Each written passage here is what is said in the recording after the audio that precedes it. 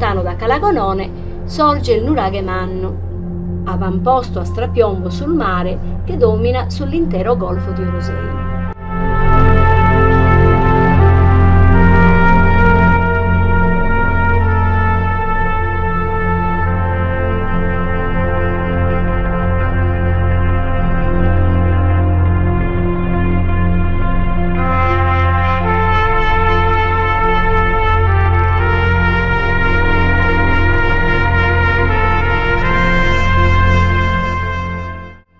Durante la nostra recente vacanza in Sardegna, mia moglie ed io abbiamo visitato questo complesso nuragico.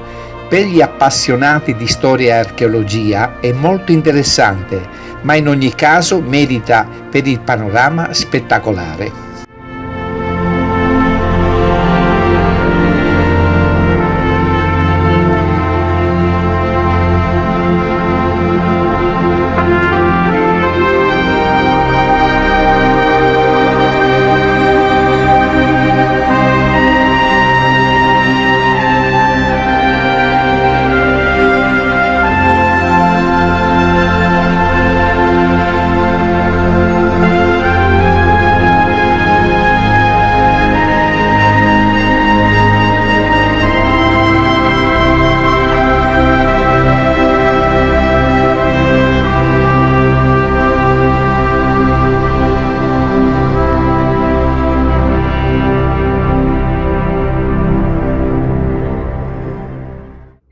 Un vasto complesso dei nuraghi Mannu poggia su un altopiano di origine vulcanica 200 metri sopra il livello del mare, da quale domina tutto il golfo di Orosei e la via di penetrazione naturale costituita dalla codola di Fuili che si diparte dall'omonima cala presso Cala Gonone.